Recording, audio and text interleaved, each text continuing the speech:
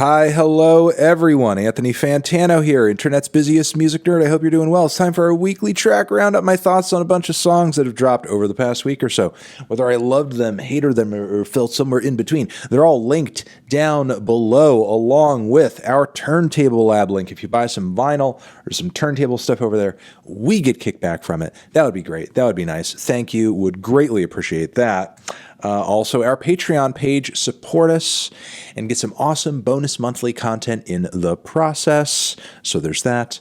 And also our new shorts page on YouTube, which has been blowing up. It's been doing really well. I've got millions, multiple millions of views on there now. It seems like it's doing pretty good. Join up today. Check out all the content we're putting out on TikTok and Instagram Reels and so on and so forth on that channel. It's linked down below. All you got to know. All right. Worst tracks of the week. We have a handful. We have a few. They are as follows. We have Bam, this new one from Meghan Trainor. Yeah, Made You Look. It's corny as hell. She's really trying that like modern pop, but with a throwback vibe on it, like she did on All About That Bass, and I don't think it's going very well. I am, in fact, not looking 2 times, as the song insinuates, to this track. It just took the one time to decide that I was not into it. We have this new one from Lil Uzi Vert titled Just Wanna Rock. Have no idea what the hell this is, honestly. Like, when the beat starts pumping, that part's kind of cool. And when he lets out that like really big, long vocal wail, that part's kind of cool. But everything else about the track is a mess and totally disorganized and not really going anywhere. It sort of seems like a rough demoed idea that could have become something, but it didn't really get built out in any way whatsoever. Just kind of seems like he's experimenting, but with no real direction or will to turn this into a legitimate song. Just kind of like a rough idea being paraded as a song. And we have this new one from Jimmy Eat World over here as well, Place Your Debts. It is oppressively bland. And that's all I got to say. All right, meh. The tracks I was meh on, they are as follows. We have quite a few, but you might enjoy them more than me, so let's point them out. We have a new one over here from Wiki with Subjxct 5 in the mix as well. We also have Navy Blue on this one, and it's not bad. I mean, I think Wiki's tracks with Subjxct recently have been maybe a little too understated for my taste personally. I do enjoy Wiki's kind of bolder and more lyrically focused tracks, though I do think, the One More Chance vocal cuts, the chops and refrains that are on this track are pretty cool and tasteful and interesting. I mean, it's I think a little bit more sustenance than the last track that we've heard, but I was hoping for something a little bit bolder this time around, but still, Wiki fans take notice. There's new stuff. We have Mount Westmore, which is a new group that has a record on the way. The single here is Too Big, and the quartet here features Snoop Dogg, Ice Cube, Too Short, and freaking E40, all trading tiny little verses and bars across this instrumental. There's a little Dr. Dre endorsement at the start of the track. I mean, it's a cool mix of names for sure that you wouldn't necessarily expect to hear on an entire project like this. But I mean, I would say there is kind of a gap in, I don't know, quality and swagger. Is this the kind of instrumental I would expect to hear Ice Cube over doing his thing on? Not really. Is Too Short in his bag at this point? Creatively speaking, I don't know. Obviously a legend, but is Snoop Dogg on point? Yes. Is E40 sounding immaculate and hilarious as usual? Yes. But I don't know. I mean, I'll withhold the full judgment until we hear more from this project, because maybe there will be a variety of different styles, sort of approached by this, group in the coming weeks as we hear more music. So I don't know. Let's keep an ear out, I suppose.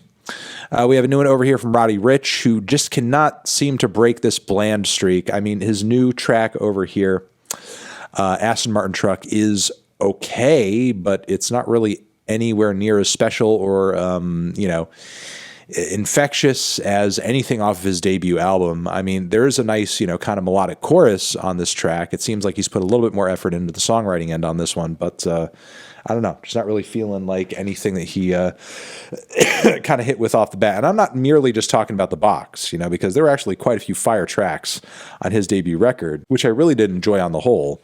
But man, he cannot seem to follow that record up, with anything like super hard hitting, or even feels like kind of distinct, even though he had somewhat of a distinct, voice and sound coming out of the box. But moving on from there, we have a new one from Pivot Gang over here. Not a bad collective cut. I think at least a handful of the bars are clever, especially on the second verse, which I think is a pretty playful. Beat is decent. Energy vibes all around between the group are on point as well. Check out this new track from them titled Aang. That one's pretty interesting.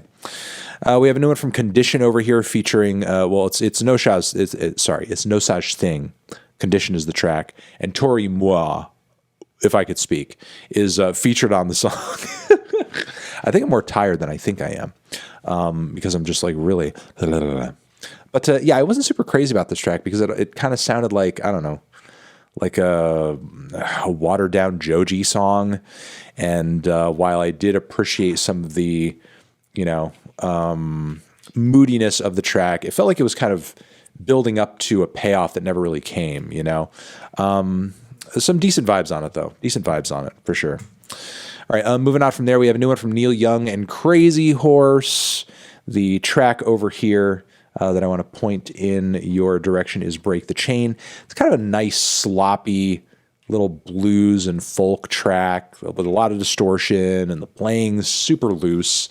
Maybe so loose to the point where it's a bit of a turnoff, but, some of the group harmonies on the track aren't bad, and there is kind of an appeal to the roughness of the track that feels a little low down and dirty and punk and nasty. That's kind of cool, but I wouldn't say I'm too enamored with it beyond that. We have a new one over here also from Lil Ugly Mane, who's continuing onward through this kind of current phase that he's going through of like lo-fi indie rock, and I think he does the sound okay. I just think, once again, I hear a track in this style from him, and it's just kind of all right. Not super crazy about the guitar work, not super crazy about the vocal work, but there is kind of a cool lo-fi rock appeal to it, I suppose. And Changes, the next King Gizzard and the Lizard Wizard record that's going to be dropping this year, actually this month, in fact. And I'm looking forward to probably talking about all the records at once since they're all dropping within this month. The taste that we've gotten of this record over here is the song Hate Dancin'. And it's a groovy little cut. I mean, I wouldn't say it's, one of the band's like most urgent songs or anything like that. It's more lighthearted and playful and everything. And I think it gets a little repetitive after a while. I think once you've heard maybe the first half of the track, a lot of its magic is, kind of like stalled out by then. But, it does have kind of a bit of a tongue-in-cheek attitude that a lot of fans may take to. If any band out there, has a good sense of humor, it's King Gizzard. And speaking of a very serious band over here, we have Elder, who have come through with a 9-minute monster, a nice little prog metal epic on this one that they have over here. The track is titled Endless Return, which I think is fitting for a song of this length.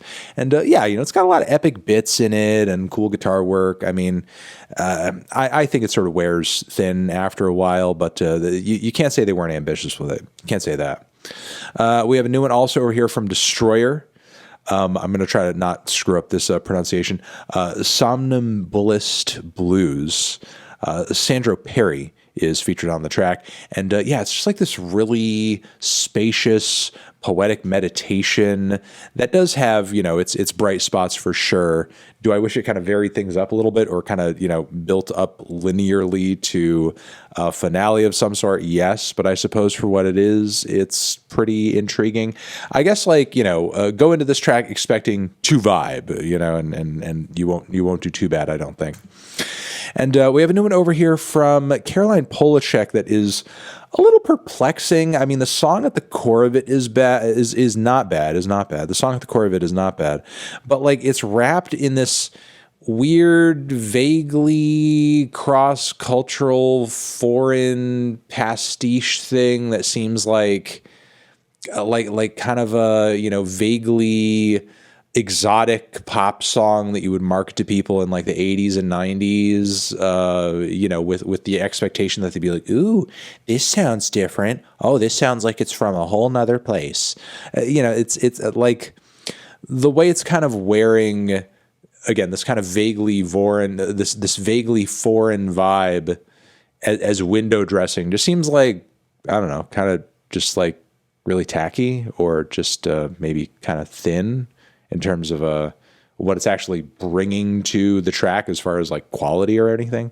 But yeah, I don't know. Those are my thoughts on that. I'm a little underwhelmed by what it's going for aesthetically, even if I think the tune is not too bad. And Boldy James dropping an album soon. Drop an album is the track. And it's kind of a weird two-parter with a jump in the middle where it does a beat switch and everything. Production by Evidence, which is pretty cool. I think the second half is way stronger than the first. In fact, I wish the second half of the track was just an entire fucking song, and was actually kind of structured out, with like the whole proper series of sections and everything.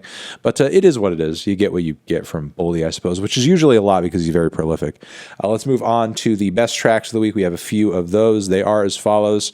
We have a new one over here from Thaiboy, Digital, True Love, Young Lean. Loving Thaiboy's very hopeful and positive lyrics on this one. The vocal performance is pretty solid as well. Production is on point. Lean on the track is quite nice. It's very, sweet, melodic, entrancing. It's got that nice kind of drained vibe to it. So check it out. Moving on from there, we have a new one over here from also NxWorries and Anderson .Paak. No worries, they're coming back with another record. This first one over here, this first taste they're giving us is Where I Go. It features H.E.R, and it's beautiful. It's smooth. It's like a nice little neo soul and R&B throwback from the 90s. It's great. It's fantastic. It's wonderful. I'm loving it, loving it, loving it, loving it, loving it. Loving it. We also have a Kelela over here with another single for this forthcoming album cycle. This one's like a really entrancing dance track and is way better than the last freaking single that we've heard. Amazing grooves, good vocal performance, nice structure. It's just entrancing from end to end. Really enjoying it. Cannot wait to hear more. We also have Young Fathers over here who have come back with a great new single on this one. It's pretty cool, because Young Fathers have been around for a long time at this point. They're quite an established trio, pretty defined catalog in terms of like different switches and sounds from record to record to record.